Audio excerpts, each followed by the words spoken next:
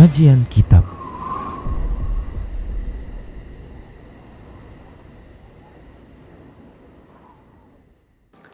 Bismillah, assalamualaikum warahmatullahi wabarakatuh. Innal hamdalillah nahmaduhu wa nasta'inuhu wa nastaghfiruh wa na'udzu billahi min shururi anfusina wa min sayyiati a'malina. Man yahdihillahu fala mudilla lahu wa man yudlilhu fala hadiya lahu. Wa asyhadu an la ilaha illallah wahdahu la syarika lahu wa asyhadu anna Muhammadan abduhu wa rasuluhu sallallahu alaihi wasallam. Qala Allah tabaraka wa ta'ala, ya ayyuhalladzina amanu taqullaha haqqa tuqatih wa la tamutunna illa wa antum muslimun. Ya ayyuhan nasu taqu rabbakum alladzi khalaqakum min nafsin wahidah wa khalaqa minha zawjaha wa batha minhuma rijalan katsiran wa nisaa. Wattaqullaha alladzi tasaaluna bihi wal arham innallaha kana 'alaikum raqiba. Ya ayyuhalladzina amanu taqullaha wa qulu qawlan sadida yuslih lakum a'malakum wa yaghfir lakum dhunubakum wa may yuti'illaha wa rasulahu faqad faza fawzan 'azima. Amma ba'd, fa inna asdaqal hadisi kitabullah wa khairal huda huda Rasulillah sallallahu alaihi wasallam wa syarral umuri muhdatsatuha wa kullu muhdatsatin bid'ah wa kullu bid'atin dhalalah wa kullu dhalalatin finnar. Para pemirsa Rosyad TV dan para pendengar Radio Medan Mengaji serta para pemirsa media-media sunnah yang turut serta mendengarkan kajian ini, alhamdulillah, segala puji hanya untuk Allah atas semua nikmat yang Allah berikan kepada kita. Salawat dan salam tak lupa kita ucapkan untuk Rasulullah sallallahu alaihi wasallam. Semoga Allah tabaraka wa ta'ala senantiasa memberikan kebahagiaan, kebaikan dan kenikmatan kepada kita, sekaligus perlindungan dari segala keburukan dalam kehidupan dunia dan akhirat kita. Kami ucapkan syukran jazilan wa jazakumullahu khairan kepada para media yang turut serta menyiarkan kajian ini. Baik para hamba Allah rahimani wa rahimakumullah, kita akan melanjutkan pembahasan kitab Minhajul Muslim di bab yang keempat tentang ibadah. Baik para hamba Allah rahimani wa rahimakumullah, kita masih membahas terkait dengan haid dan nifas. Baik para hamba Allah rahimani wa rahimakumullah, pada pertemuan yang lalu sudah kita sebutkan beberapa hal yang disepakati oleh para ulama tentang larangan bagi wanita yang haid dan nifas untuk melakukannya, yaitu hal-hal yang dilarang karena adanya haid dan nifas. Yang pertama adalah sholat, kemudian yang kedua adalah puasa, yang ketiga adalah berhubungan badan pada kemaluan, kemudian yang keempat adalah talak. Kemudian yang kelima adalah tawaf. Nah, ini sepakat para ulama tentang dilarangnya kelima hal ini ketika adanya haid atau nifas. Baik para hamba Allah rahimani wa rahimakumullah, berikutnya akan kita bahas adalah hal yang terjadi perbedaan pendapat di kalangan para ulama tentang larangannya untuk dilakukan oleh wanita yang haid dan nifas. Yang pertama adalah masuk masjid atau berdiam diri di masjid. Baik para hamba Allah rahimani wa rahimakumullah, para ulama mereka berbeda pendapat. Ya, ada yang mengatakan boleh, ada yang mengatakan tidak boleh. Yang mengatakan tidak boleh mendasarkan dengan hadis berikut ini, yaitu yang berbunyi la uhillul masjida li haidin wala li junubin. Hadis ini dikeluarkan oleh Imam Al-Bukhari dalam kitab At-Tarikhul Kabir, ya, At-Tarikhul Kabir, ya. Di jilid yang kedua di halaman 67 demikian. Adapun pendapat yang mengatakan ini hadisnya diperdebatkan oleh para ulama, ya. Kita terjemahkan dulu hadisnya, artinya adalah aku tidak halalkan masjid itu bagi wanita haid dan juga tidak aku halalkan masjid itu untuk orang junub, demikian. Nah, menurut pendapat yang kedua ini yang melarang wanita yang haid atau orang yang junub, ya wanita yang haid atau nifas dan orang yang junub untuk masuk masjid, ini menyatakan hadis ini hasan atau sahih. Sementara pendapat pertama yang mengatakan bahwasanya boleh bagi wanita yang haid, wanita yang nifas, begitu juga orang junub untuk masuk masjid. Nah, itu disebabkan karena penilaian hadis ini dhaif, ya. Hadis ini dinilai dhaif, demikian, ya.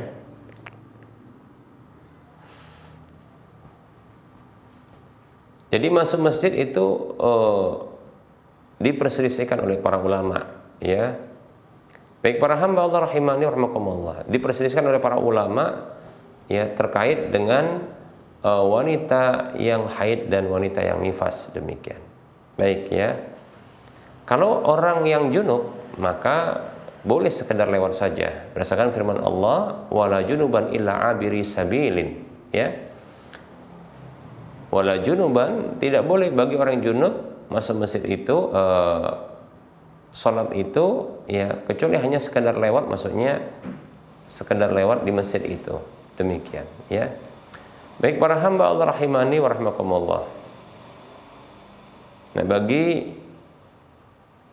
sebahagian orang yang berpendapat bahwasanya boleh masuk masjid, ya, boleh masuk masjid dan menetap di masjid bagi wanita yang haid dan nifas, mereka mempersyaratkan, ya, tidak boleh mengotori masjid dengan darah haid atau nifas tersebut. Maka harus diberikan pembalut, ya, agar tidak mengotori, demikian, ya. Baik para hamba Allah rahimani wa rahmakumullah. Adapun bagi orang yang berpendapat tidak boleh, ya, sama sekali, ya, tidak boleh. Bahkan barangkali ini pendapat yang hati-hati, ya, yang hati-hati, ya, untuk tidak masuk masjid, demikian. Baik para hamba Allah rahimani wa rahmakumullah. Berikutnya yang juga terjadi perbedaan pendapat di kalangan para ulama, ya, adalah menyentuh mushaf, ya, bagi wanita yang haid dan nifas, ya, menyentuh mushaf. Baik para hamba Allah rahimani wa rahmakumullah.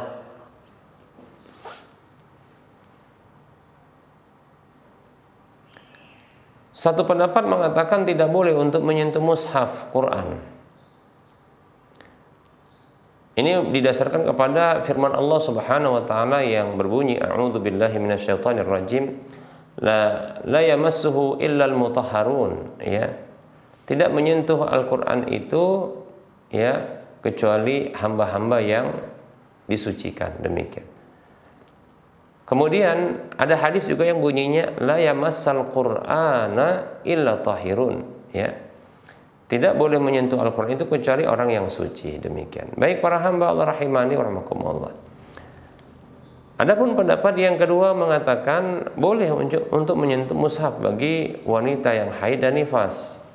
Mengapa demikian?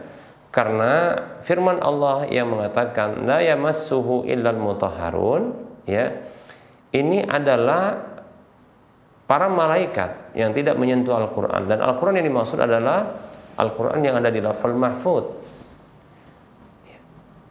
Maksimal dari tuntutan atau kandungan dari ayat ini adalah meniru para malaikat yang dianjurkan untuk ketika menyentuh Al-Quran dalam kondisi, ya, suci, demikian.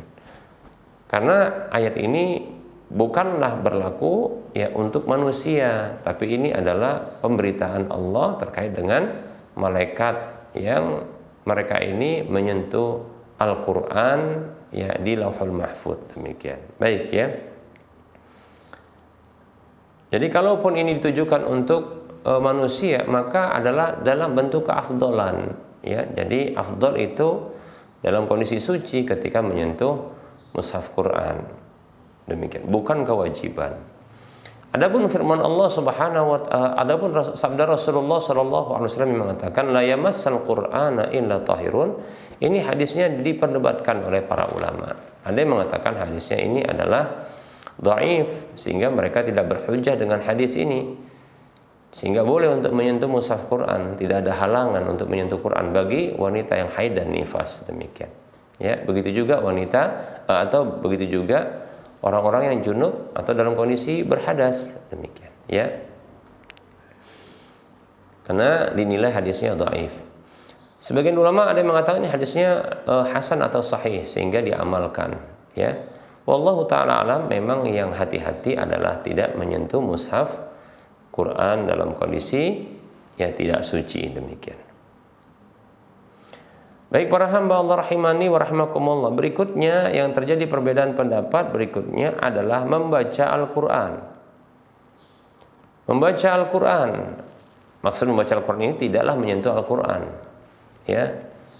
Nah, di sini para ulama juga berbeda pendapat. Ada yang mengatakan bahwasanya ya membaca Al-Quran dalam kondisi haid atau nifas maka tidak dibolehkan. Nah, ini didasarkan kepada hadis yang berbunyi la yaqra'ul junubu wal haidu syai'an minal Qur'ani. Jangan ada orang yang junub dan wanita yang haid membaca sedikit pun dari Al-Qur'an. Baik para hamba Allah rahimani wa rahmakumullah. Nah, ini hadisnya juga diperdebatkan oleh para ulama, sehingga bagi mengatakan hadisnya ini sahih atau hasan, mereka mengatakan tidak boleh ya untuk membaca Al-Quran walaupun tanpa menyentuh mushaf Quran, demikian, ya. Kemudian ada pendapat yang mengatakan bahwa hadis ini dhaif sehingga tidak diamalkan, ya. Jadi tidak mengapa bagi orang yang haid, begitu juga orang yang nifas, ya, begitu juga orang yang junub, ya, itu untuk membaca Al-Quran, demikian. Wallahu ta'ala a'lam. Yang jelas kalau ditanya mana yang paling rajih ya untuk wanita haid, wanita yang nifas atau orang yang junub, maka wallahu ta'ala a'lam, saya condong bahwasanya boleh untuk membaca Al-Quran tanpa menyentuh mushaf Quran, demikian, ya. Mengapa demikian para hamba Allah rahimani wa rahimakumullah? Karena Rasulullah sallallahu alaihi wasallam ya, beliau itu pernah tidur dalam kondisi ya junub. Beliau itu tidur dalam kondisi junub, hanya saja beliau berwudu, demikian. Nah, tentunya ketika tidur ya, beliau ini membaca Al-Qur'an karena beliau mengajarkan untuk ketika tidur membaca ya surah Al-Ikhlas, kemudian surah Al-Falaq, kemudian surah An-Nas yang dihembuskan pada telapak tangan lalu diusapkan ke seluruh tubuh, demikian. Nah, seperti itu. Maka tentunya beliau tidak melewatkan hal ini karena beliau yang mengajarkan hal tersebut. Baik para hamba Allah rahimani wa rahimakumullah. Nah, jadi boleh untuk membaca Al-Quran dalam kondisi junub, dalam kondisi haid ataupun nifas selama tidak menyentuh mushaf Quran, demikian, ya. Baik. Hal berikutnya yang terjadi perbedaan pendapat di kalangan para ulama, ya,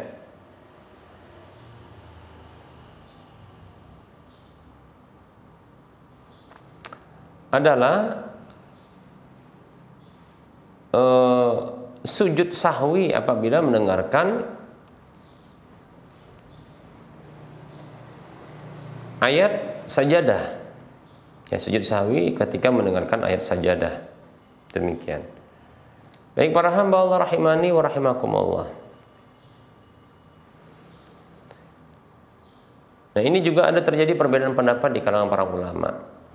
Ya, ada sebagian ulama yang tidak membolehkan karena sebagian ulama mempersyaratkan ya sujud sajadah itu diharuskan untuk ya dalam kondisi suci, demikian. Ada yang mempersyaratkan demikian. Sehingga dalam kondisi haid, nifas, maka itu kondisi tidak suci, maka tidak sah, demikian ya. Baik, kemudian ada pendapat yang kedua mengatakan bahwasanya tidak mengapa. Ya, tidak mengapa untuk sujud ketika mendengarkan ayat sajadah. Demikian, ya. Kenapa? Karena tidak disyaratkan untuk bersuci ketika sujud. Dengan syarat tentunya orang yang sujud ini itu tidak sholat tentunya, ya.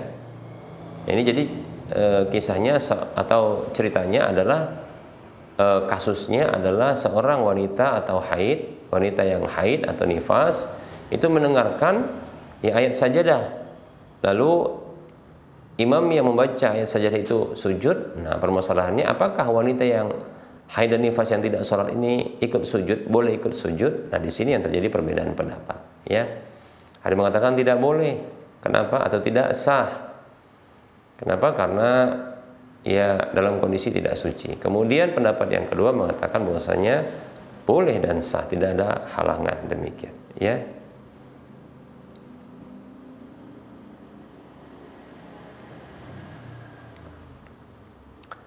Mengapa? Karena ada riwayat dari Nabi SAW dalam Sahih Bukhari, ya, bahwasanya Nabi SAW itu pernah membaca surah An-Najm yang di sana ada ayat sajadah di akhirnya, ya. Lalu beliau sujud, dan sujudlah orang-orang muslim, orang-orang musyrik, jin dan manusia ketika itu, ya, terus sujud, demikian. Dan tentunya ada yang tidak bersuci ketika itu. Jadi tidak dipersyaratkan untuk bersuci ketika sujud sajadah ini, ya. Wallahu ta'ala a'lam. Nah, ini beberapa hal yang terjadi perbedaan pendapat di kalangan para ulama, ya. Kita ulangi apa saja yang terjadi perbedaan pendapat di kalangan para ulama terkait dengan datangnya haid dan nifas bagi wanita yang mengalami haid dan nifas, yaitu masuk masjid dan menetap di masjid. Kemudian menyentuh mushaf Quran. Kemudian membaca Al-Quran tanpa menyentuh mushaf Quran. Kemudian berikutnya adalah sujud sajadah. Baik para hamba Allah rahimani wa rahimakumullah.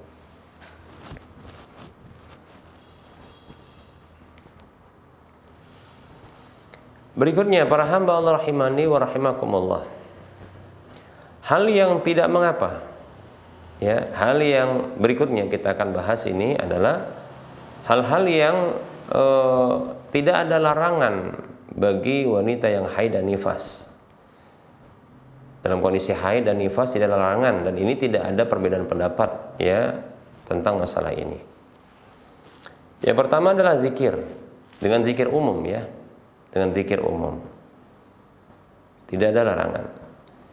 Pendapat yang ada satu pendapat terlarangnya bukanlah larangan yang sifatnya haram, tapi dia makruh, ya, bukan haram tapi dia makruh, demikian, ya.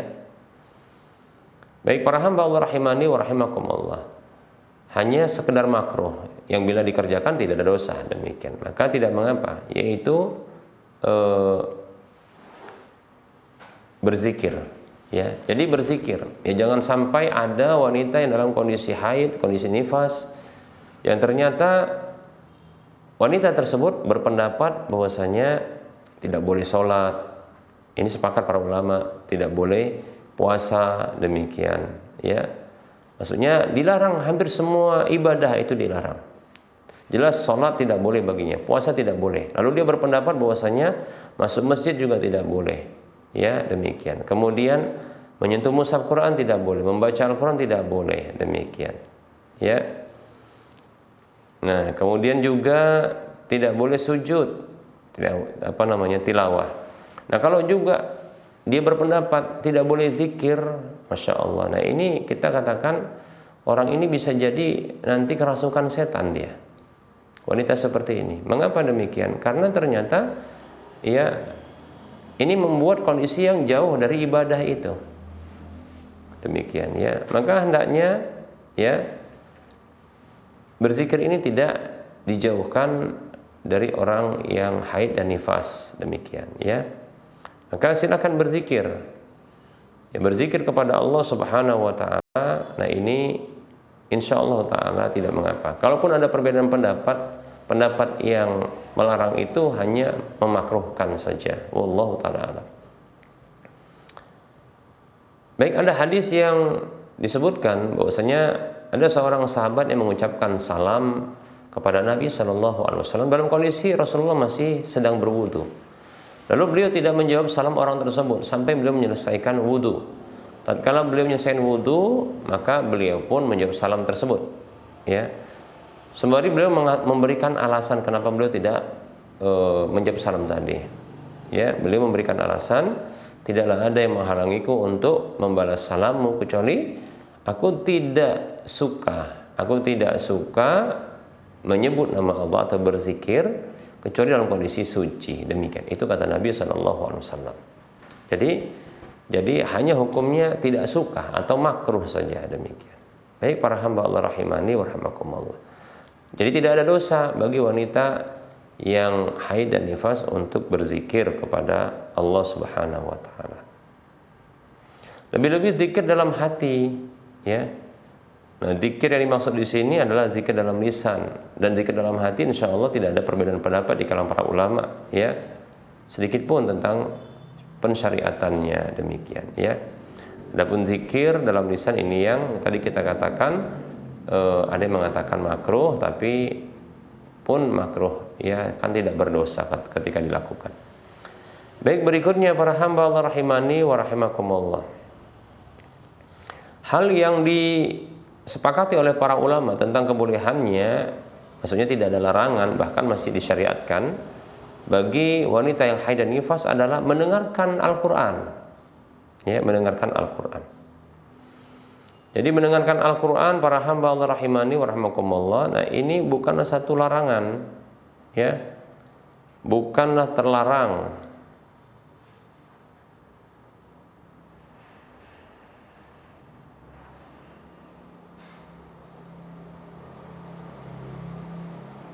Baik para hamba Allah rahimani wa rahimakumullah. Dalam hadis yang diriwayatkan oleh Imam Bukhari dan Imam Muslim dari Ibunda Aisyah radhiyallahu anha, beliau mengatakan, "Kana Nabi sallallahu alaihi wasallam yaqra'ul Qur'ana wa ra'suhu fi hijri wa ana haidun." Dahulu Nabi sallallahu alaihi wasallam itu membaca Al-Qur'an sementara kepala beliau itu ada di pangkuanku dalam kondisi aku itu haid. Demikian. Ya, hadis riwayat Bukhari Muslim.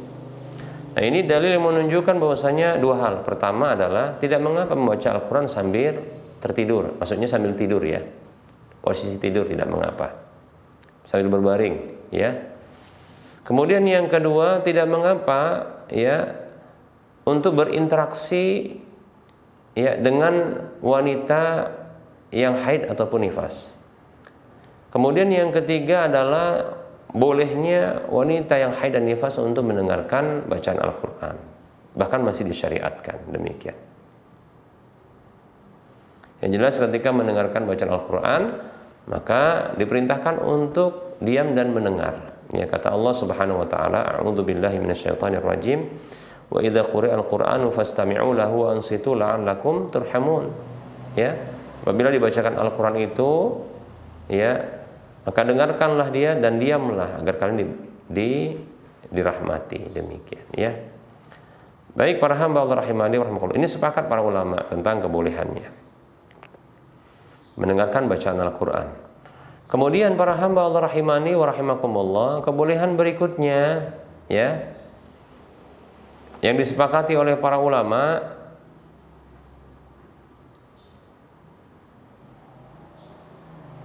adalah turut serta hadir menyaksikan salat hari raya Idul Fitri maupun Idul Adha. Tidak mengapa. Bahkan dianjurkan bagi wanita yang haid maupun wanita yang nifas untuk keluar menyaksikan turut serta, ya, di dalam kehadiran salat Idul Fitri maupun Idul Adha, tapi tidak salat, ya. Ini berdasarkan hadis Nabi sallallahu alaihi wasallam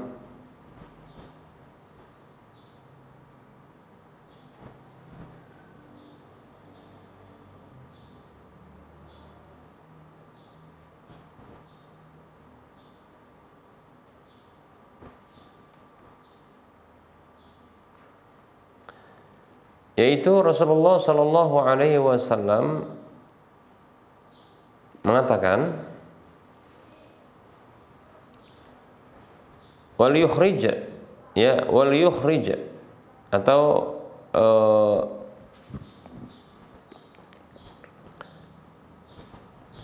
falyakhruj al-awatiqa, atau al-awatiqu wa dhawatul khuduri wal huyadu wal yashhadana al-khaira wa da'watal muslimin wa da'watal mu'minin wa ya'tazilu al-huyadul musalla. Atau kama qala sallallahu alaihi wasallam. Hadis ini hadis yang dikeluarkan oleh Imam Al-Bukhari. Hendaknya para gadis dan wanita-wanita pingitan serta para wanita yang haid itu mereka keluar,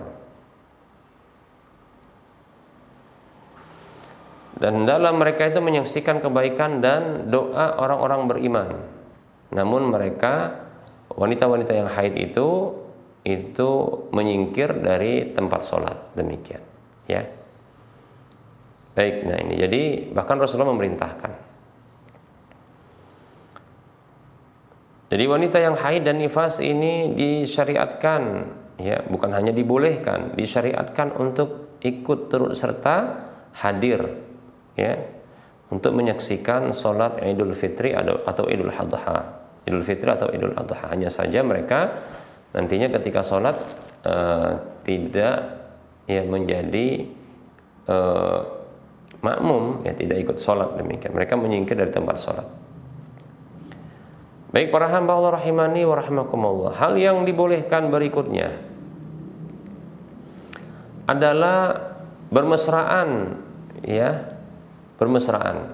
Jadi wanita yang haid dan wanita yang nifas boleh bermesraan, suaminya boleh memesrainya, mencumbuinya. Juga wanita yang haid atau wanita yang nifas boleh mencumbui suaminya, demikian. Hanya saja tidak boleh berhubungan badan. Nah, ini sepakat para ulama tentang kebolehannya. Berdasarkan hadis Nabi SAW yang beliau bersabda, isna'u kulla syai'in illa nikah. Hadis riwayat Muslim, Ibnu Majah dan Imam Ahmad. Hadisnya sahih. Kata Nabi SAW, ya, lakukan segala sesuatu kecuali hubungan badan. Nikah maksudnya di sini adalah hubungan badan, demikian. Baik para hamba Allah rahimani wa rahmakumullah, ini boleh, ya. Berikutnya para hamba Allah rahimani wa rahmakumullah, kebolehan berikutnya adalah makan dan minum. Ya, suami istri nyuapin, ya, saling menyuapi, ya, atau istri menghidangkan makanan, ya, bagi suaminya, menyuapi suaminya, atau suami menyuapin istrinya, maka tidak mengapa. Suap-suapan seperti itu, ya, tidak mengapa.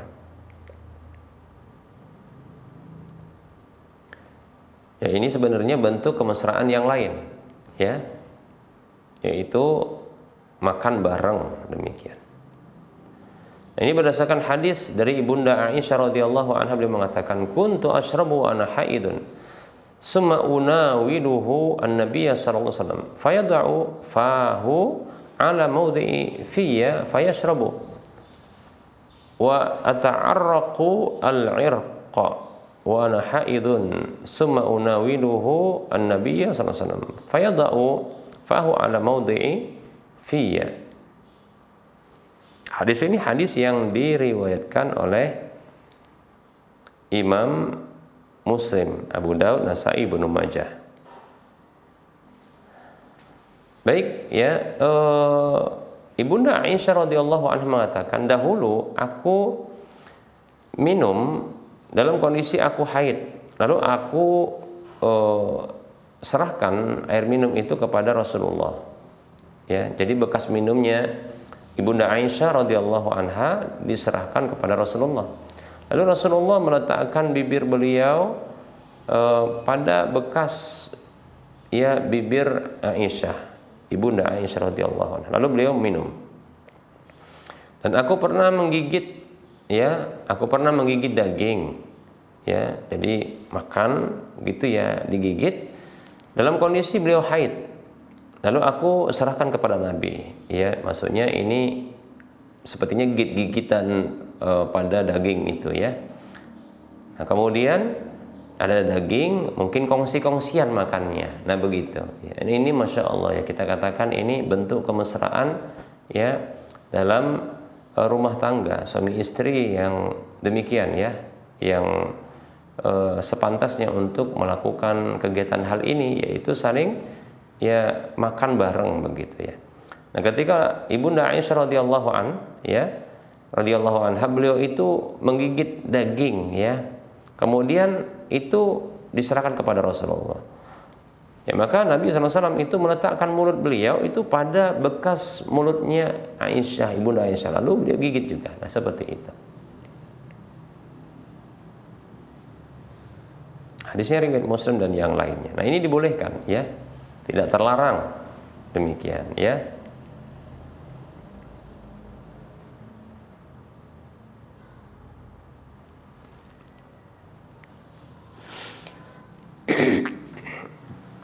Begitu juga Abdullah bin Mas'ud radhiyallahu an itu pernah bertanya kepada Nabi sallallahu alaihi wasallam, ya sa'altun Nabiy sallallahu alaihi wasallam an mu'akalatil haidi. Abdullah bin Mas'ud radhiyallahu anhu pernah mengatakan, aku pernah bertanya kepada Nabi sallallahu alaihi wasallam tentang makan bareng dengan wanita yang haid, itu istrinya yang haid. Maka kata Rasulullah, wakilha, makan barenglah bersamanya. Demikian ya. Hadisnya riwayat Ahmad dan Tirmidzi dengan derajat yang hasan. Baik para hamba Allah rahimani wa rahmakumullah. Nah, hal yang disepakati tentang kebolehannya untuk dilakukan oleh wanita yang haid dan nifas adalah berihram dan ikut wukuf di Arafah dan seterusnya dari bentuk manasik-manasik ihram haji maupun umrah demikian untuk diselesaikan, kecuali tidak boleh tawaf saja ya, tidak boleh tawaf karena hal itu diharamkan ya, tidak halal bagi wanita yang haid dan nifas kecuali dalam kondisi sudah suci dan sudah mandi tentunya ya. Ini berdasarkan sabda Nabi Shallallahu Alaihi Wasallam kepada Ibunda Aisyah radhiyallahu anha yang turut serta dalam haji bersama Nabi Shallallahu Alaihi Wasallam. Ternyata beliau Ibunda Aisyah radhiyallahu anha mengalami haid. Maka Rasulullah mengatakan kepada istri beliau yang tercinta ini, Ibunda Aisyah radhiyallahu anha, Nabi Shallallahu Alaihi Wasallam bersabda, "If'ali ma yaf'alul hajju ghaira alla tatufi bil baiti hatta tathuri." Lakukanlah apa yang dilakukan oleh seorang yang haji, hanya saja kamu jangan tawaf di Ka'bah sampai kamu suci. Demikian.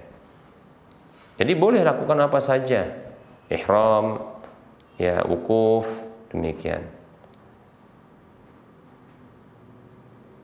Wukuf dan seterusnya dari bentuk-bentuk manasik umrah dan haji, hanya saja ya tidak melakukan tawaf di Ka'bah. Demikian ya. Baik para hamba Allah rahimani wa rahmakumullah. Berikutnya hal yang dibolehkan bagi wanita yang haid dan nifas untuk melakukannya adalah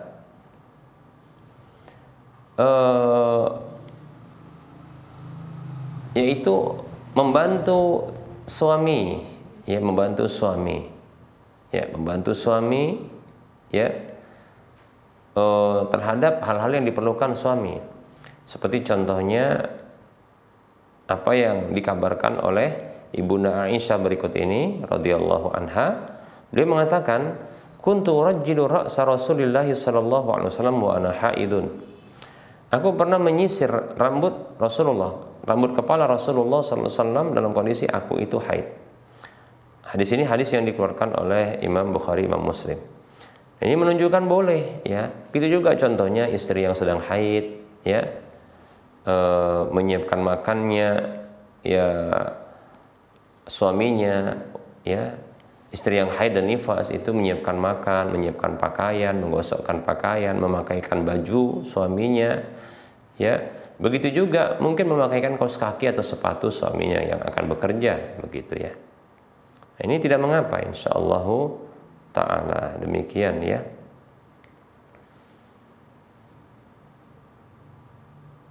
Bahkan ini merupakan kebaikan kepada suaminya ya. Ini akan membuat sang suami semakin cinta dengan istrinya. Demikian. Baik para hamba Allah rahimani wa rahimakumullah.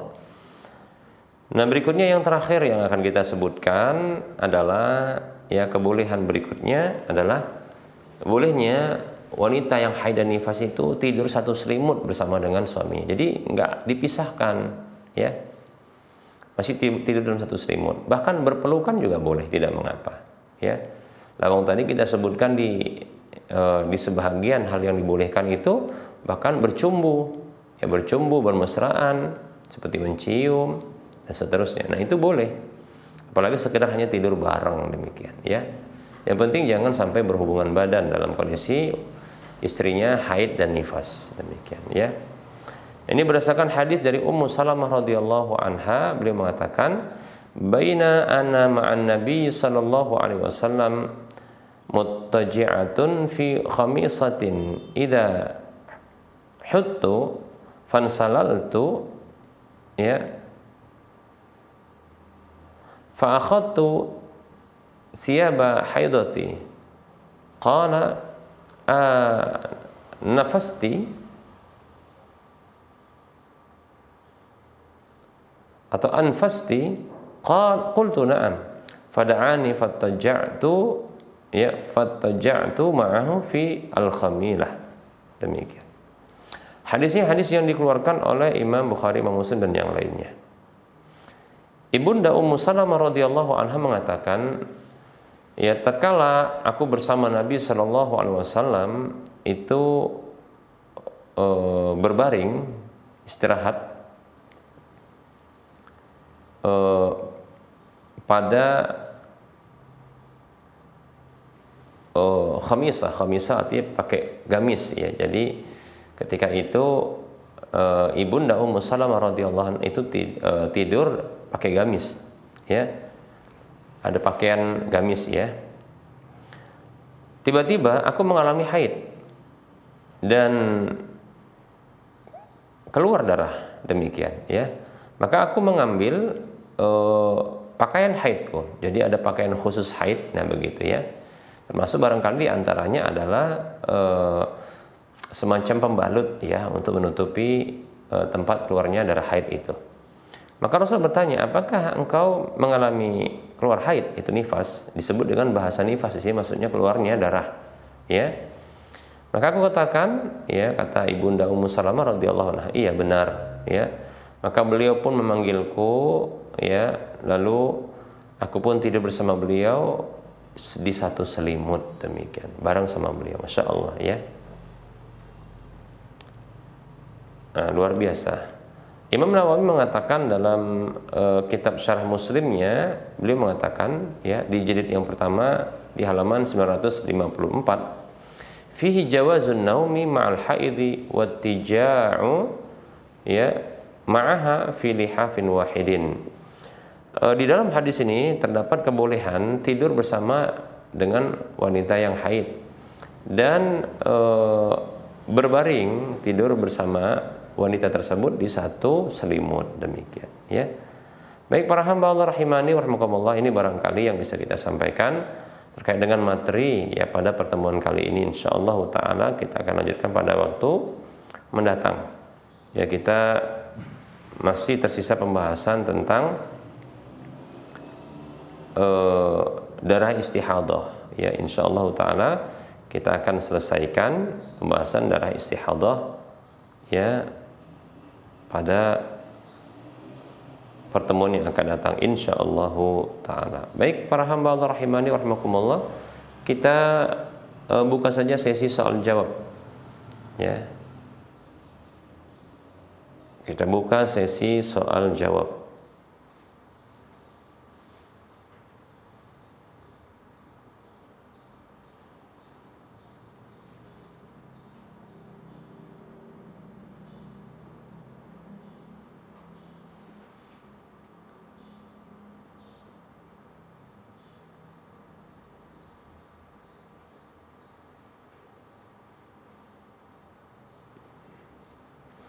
Baik, ini ada pertanyaan.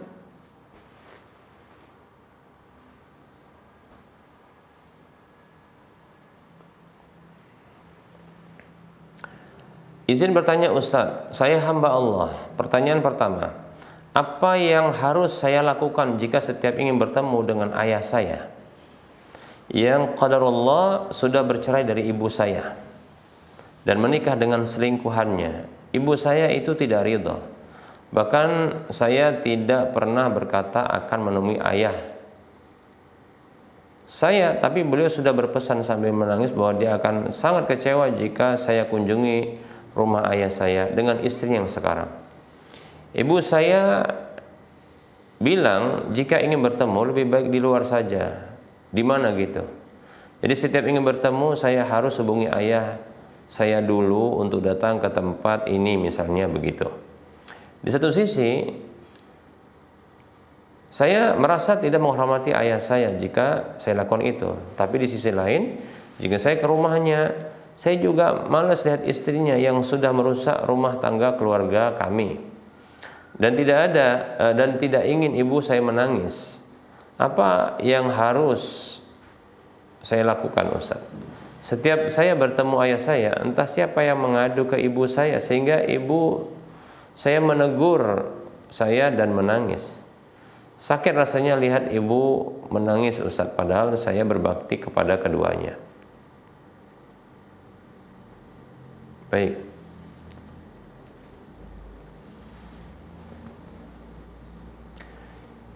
Bismillah. Semoga Allah Subhanahu wa taala menjadikan kita sebagai anak-anak yang saleh dan salihah. Amin ya rabbal alamin. Ya. Baik para hamba Allah rahimani wa rahimakumullah. Berbakti kepada kedua orang tua adalah kewajiban anak. Ya. Perselisihan di antara kedua orang tua. Ya, jangan sampai ya menghentikan seorang anak itu dari berbakti kepada keduanya. Bahkan jangan melibatkan diri dalam perseteruan keduanya. Jangan melibatkan diri. Jangan berpihak. Ya. Bila berpihak itu bentuk ya kedurhakaan, demikian. Bahkan hendaklah menjadi pendamai di antara keduanya.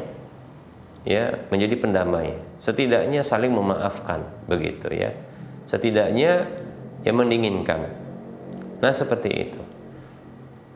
Nah, bukankah Allah Subhanahu wa taala berfirman di dalam surah Al-Hujurat ayat 10, A'udzu billahi minasyaitonir rajim, Innamal mu'minuna ikhwatun fa aslihu baina akhawaykum. Sesungguhnya orang-orang beriman itu hanyalah bersaudara, maka damaikanlah di antara kedua saudara kalian itu. Ya, ini bukan hanya sekedar saudara.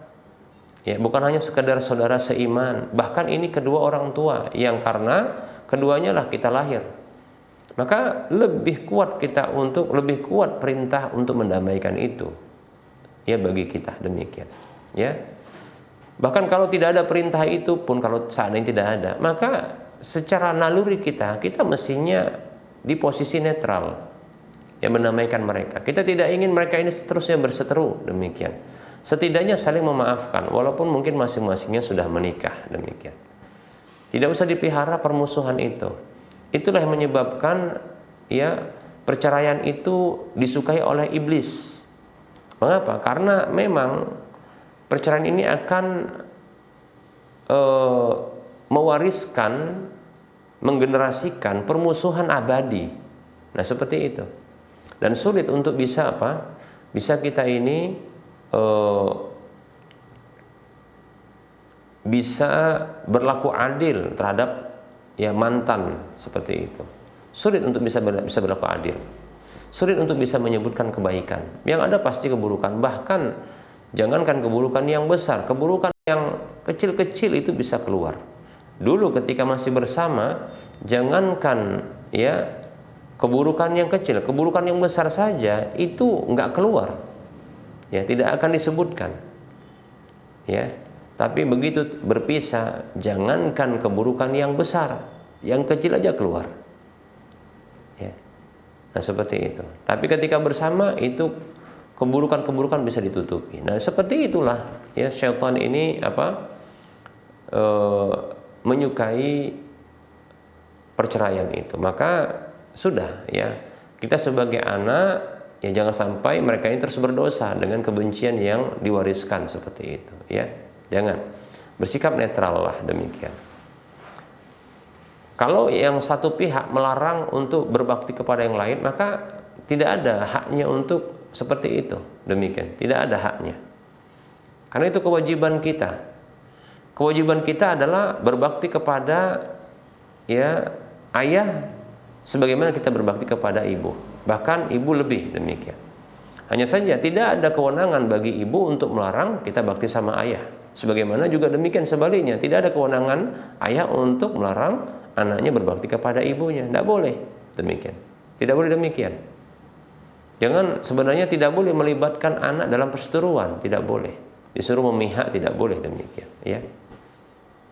Biarkan dia ya berdiri di atas kenetralannya. Nah, seperti itu. Cintai ayah dan ibu.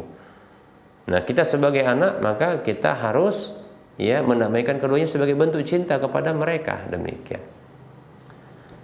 Adapun larangan ibu untuk bertemu dengan ayah ya di rumah sang wanita tersebut, ya di rumah sang ayah yang ada istri kedua dari sang ayah tersebut. Ini barangkali yang menyebabkan ibu itu mengetahui. Jadi sepertinya mantan inilah bukan mantan ya, yaitu dugaan kuat saya adalah yang menyampaikan ya kepada sang ibu tersebut bahwasanya anaknya itu menjumpai ayahnya ya di rumah yang ada ibu tirinya saat ini, itu adalah ibu tirinya yang menyampaikan itu. Dan itu yang akan ya dengan bahasa yang mungkin menyindir dan seterusnya, sehingga ini melukai hati ibu. Demikian ya. Oleh karenanya mungkin permintaan ini tidaklah berlebihan. Maka penuhi saja. Ya silahkan mungkin kita sebagai anak coba mengucapkan kalimat yang baik kepada ayah, ya. Bilang ya dengan lemah lembut kita katakan, ayah, Ananda rindu untuk ketemu. Cuma masalahnya kalau nanti ketemu sama ayah di rumah, nanti bocor sama ibu sakit hati, kasihan lihat ibu, demikian. Sementara Ananda nggak sanggup lihat air mata ibu. Contohnya begitu, sampaikan. Mohon ayah, yuk kita bisa ketemu di mana sambil mungkin makan bareng gitu. Jadi kan indah.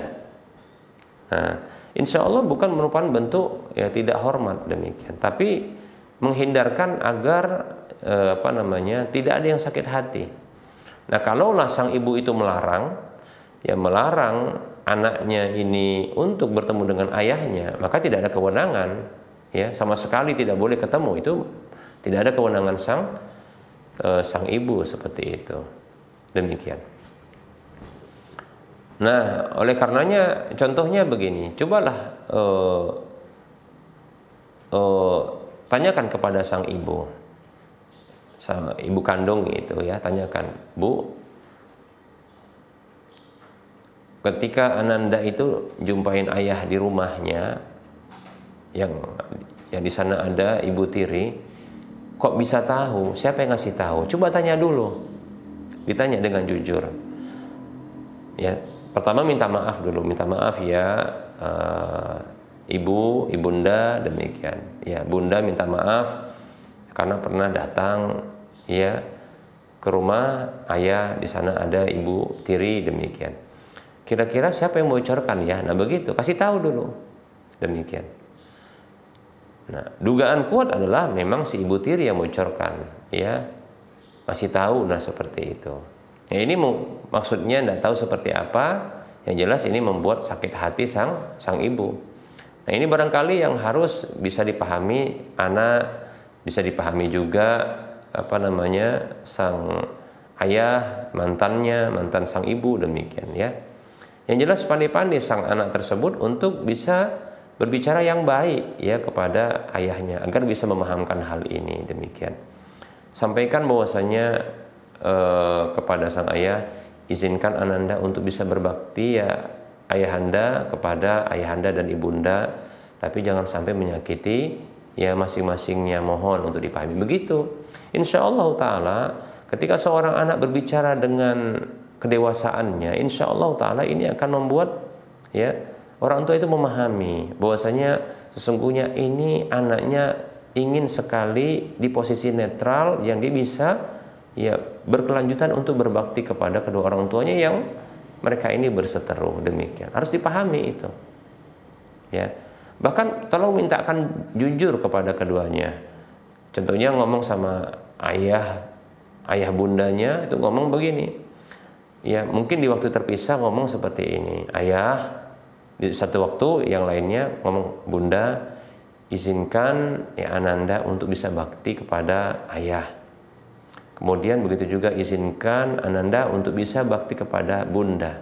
Tapi mohon jangan libatkan Ananda dalam perseteruan ayah dan bunda. Begitu caranya.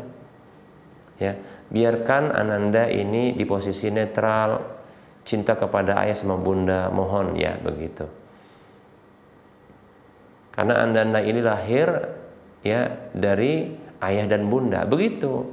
Dengan bahasa kedewasaan seperti ini, saya yakin ya mereka akan luluh insya Allah Ta'ala, mereka akan paham itu. Demikian.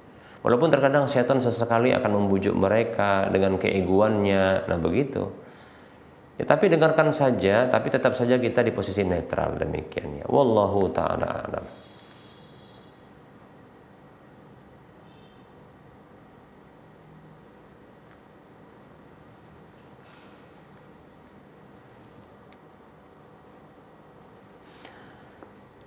Pertanyaan lanjutan, ternyata ada pertanyaan kedua ini. Sekarang ibu saya tinggal bersama abang saya, tapi emang dari dulu saya tahu betul bagaimana abang saya dan istrinya memperlakukan ibu saya.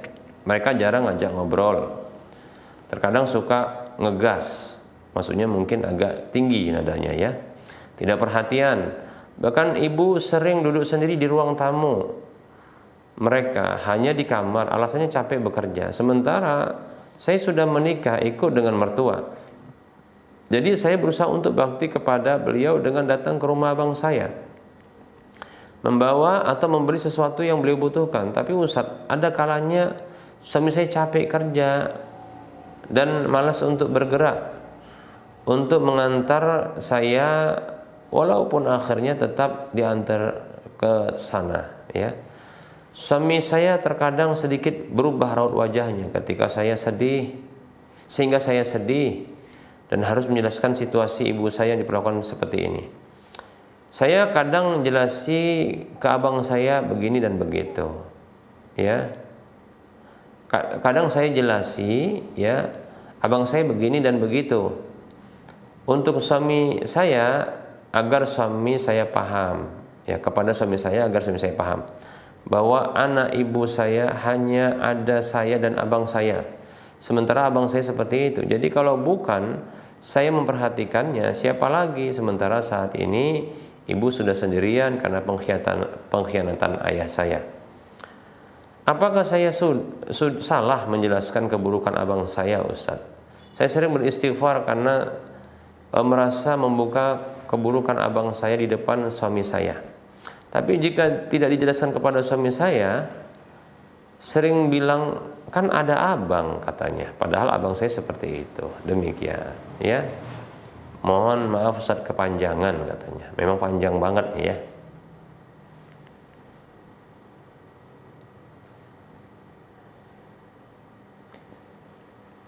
Baik, bismillah.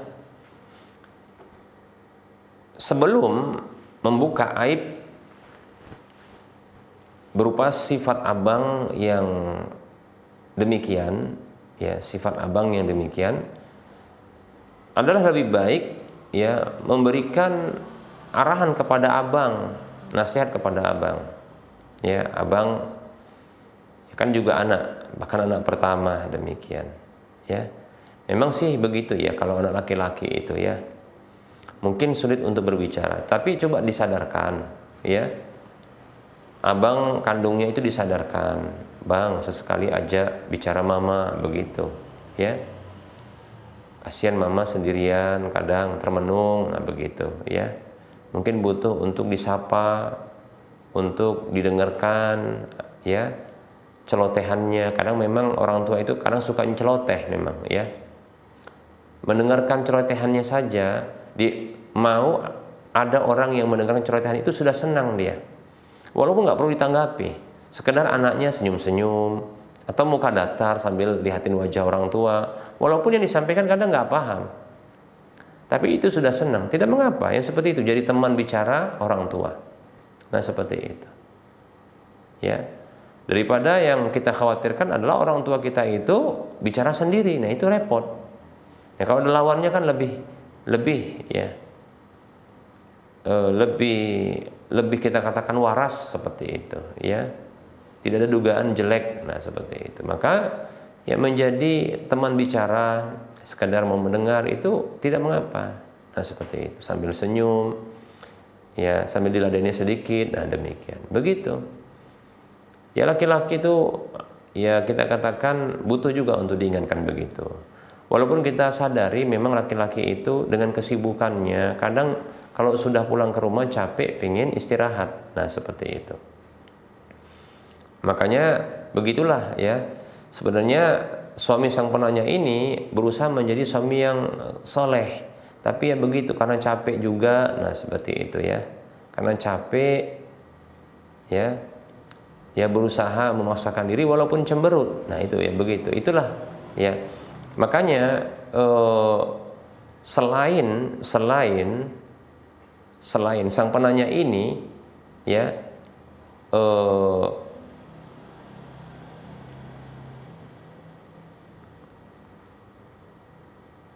selain sang penanya ini dia berkhidmat kepada sang suaminya untuk memenuhi kebutuhan suami, dia banyak berterima kasih.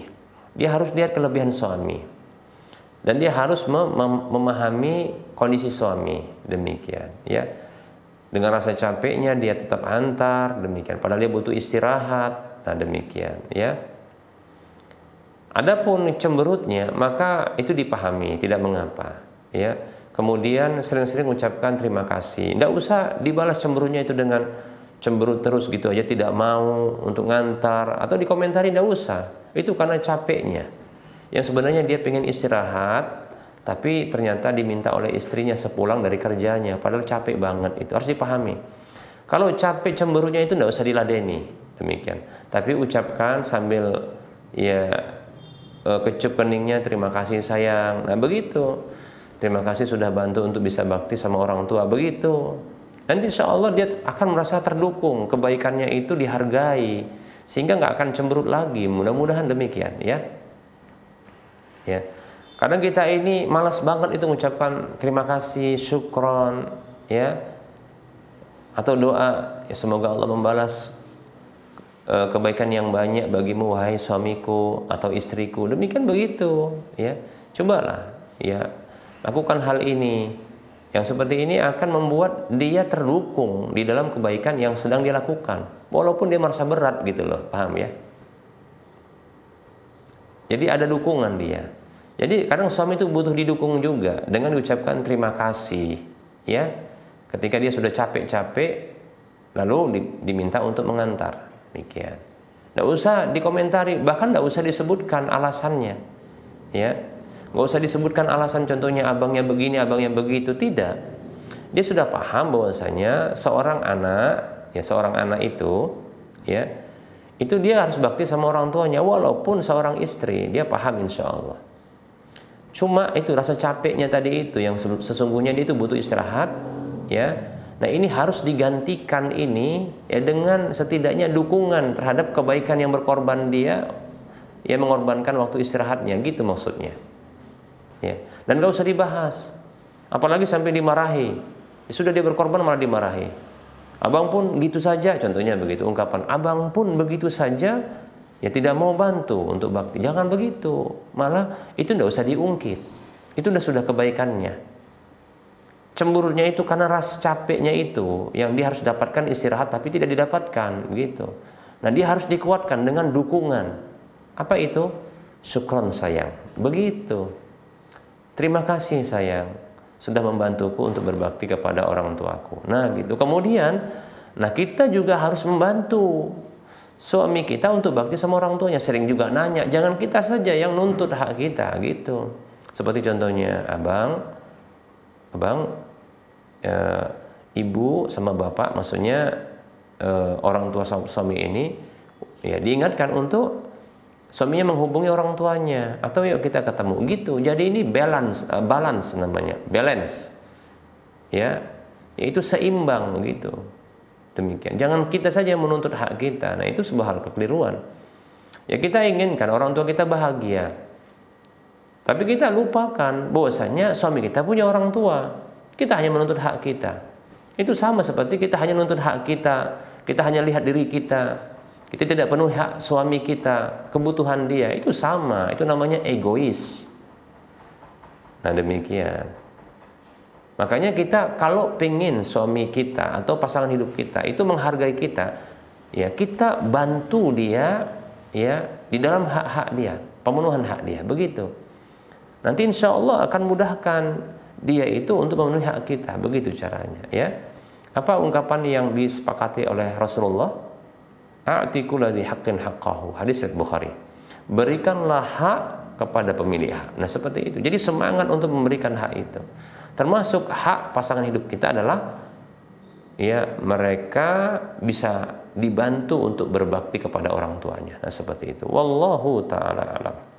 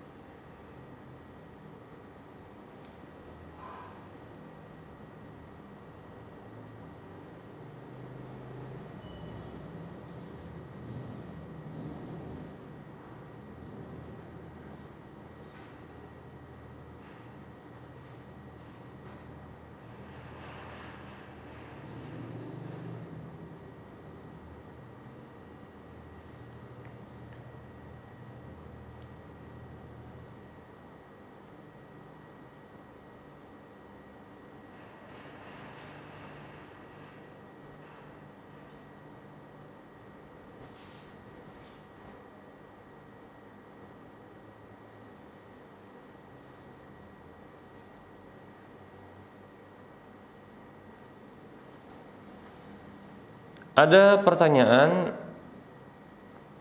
Assalamualaikum Ustadz, saya mau bertanya soal salat witir di kampung kami ada dua macam. Yang pertama 3 rakaat mulai 3 rakaat mulai qul huwallah kemudian sampai An-Nas. Kemudian 2 rakaat baru 1 salam. Qul huwallah dan An-Nas. Yang saya mau tanyakan, kalau yang sunnah bagaimana? Baik ya. Bismillah. Waalaikumsalam warahmatullahi wabarakatuh.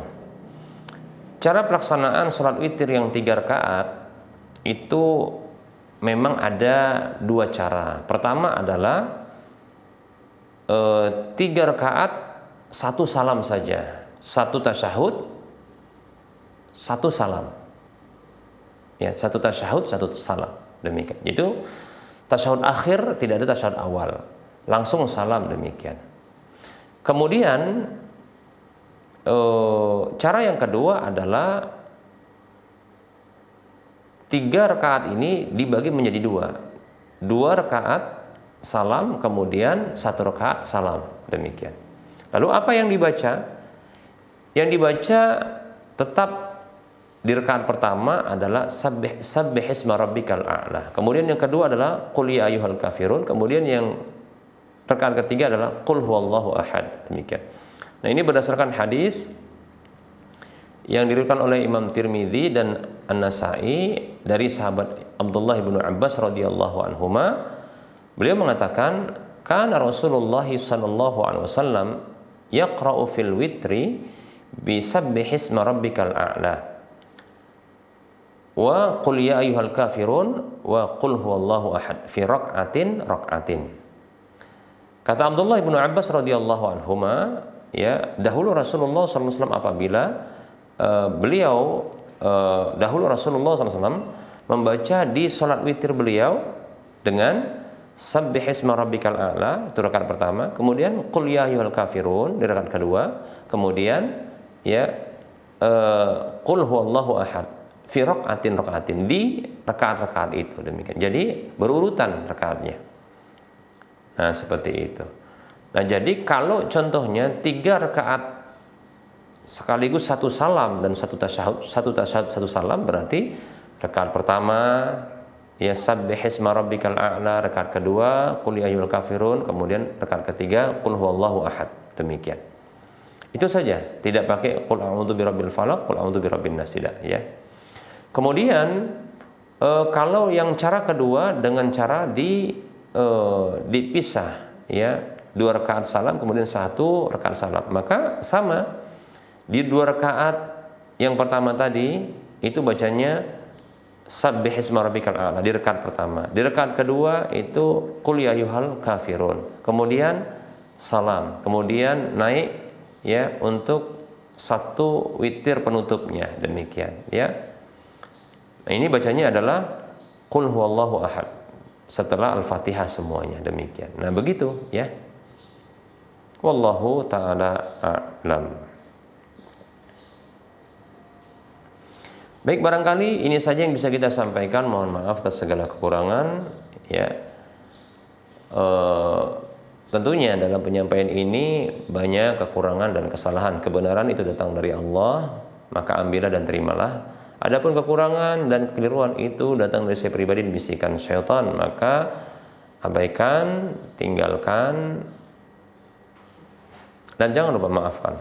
Kepada Allah saya mohon ampun, dan kepada para pemirsa dan para pendengar sekalian saya mohon maaf. Sebelum kita mengakhiri perjumpaan ini, seperti biasa kita memberikan motivasi untuk berdonasi membangun Masjid Al-Muwahhidin. Tahap pertama sekitar 4 miliar. Dari total semua ya biaya anggaran yang dikeluarkan sekitar 41 miliar. Tahap pertama 4 miliar, ya. Silakan mari kita ta'awun 'alal birri wat taqwa, saling tolong-menolong di atas kebajikan dan ketakwaan. Ketahui ya, bila kita menginginkan punya aset akhirat yang minimal pahalanya 700 kali lipat, ya mari silahkan, ya. Begitu juga ini akan terus mengalir pahalanya tatkala dimanfaatkan. Itu akan terus mengalir ya ke tempat penyimpanan pahala kita, ya. Baik itu kita masih hidup atau setelah kita wafat, demikian. Dan tentunya sekecil apapun yang kita sumbangkan untuk membangun rumah Allah, maka Allah akan bangun sebuah rumah ya untuk kita di surganya. Mari ya transfer ke nomor rekening Bank Syariah Indonesia di nomor 71274855555 atas nama Yayasan Lajnah Dakwah Medan kode Bank 451. Semoga Anda termotivasi dan semoga bermanfaat. Untuk informasi lanjutan Anda bisa melihat info tersebut di layar kaca Anda. Mohon maaf atas segala kekurangan. Kita ketemu lagi di lain kesempatan. Wassallallahu ala Muhammad wa ala alihi wa ashabihi ajma'in. Subhanakallahumma wa bihamdika asyhadu an la ilaha illa anta astaghfiruka wa atubu ilaika walhamdulillahi rabbil alamin. Wassalamualaikum warahmatullahi wabarakatuh.